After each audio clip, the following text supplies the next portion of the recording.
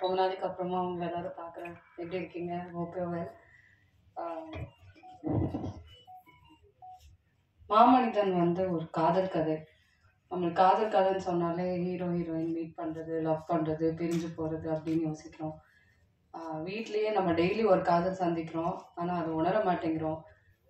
ஒரு ஃபேமிலிக்குள்ளே இருக்கிற ஒரு காதல், அது ரொம்ப அழகாக சொல்லியிருக்காரு. சீனு சார் மாதிரி ஒரு ரைட்டர் நம்ம இண்டஸ்ட்ரியில் இப்போ இல்லை, இருக்காங்க. சீனு சார் மட்டும்தான் இருக்காங்க. அண்ட் அவர் தாட் ப்ராசஸ் எப்படின்னா, நம்ம வில்லேஜ்னா ஒரு ஸ்டீரியோ டைப் இருக்கும். ஓகே, சிட்டி எல்லாமே ஒரு ரூரல் பேக்ட்ராப் வச்சாலே ஒரு ஸ்டீரியோ டைப் இருக்கும். ரொம்ப ஆர்த்தடாக்ஸாக, ரொம்ப கன்வென்ஷனலாக இருக்கிற மாதிரி. அது எல்லாத்தையும் உடைக்கக்கூடிய ஒரு ரைட்டர் தான் சீனு சார். தர்மதுரையில் ஒரு லிவ் இன் ரிலேஷன்ஷிப் பற்றி பேசியிருப்பாரு. அது அவ்வளோ அழகாக இருக்கும். யாரும் கொஸ்டின் பண்ணாது, அதை அப்படியே ஏற்றுக்கிட்டோம். வாழ்க்கையோட உண்மையை இவ்வளோ அழகாக எழுதுகிற ஒரு ரைட்டர் வந்து மாமனிதன் அப்படின்னு ஒரு படம் எடுத்திருக்காங்க.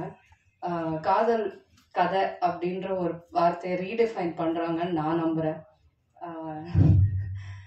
Thank you sir.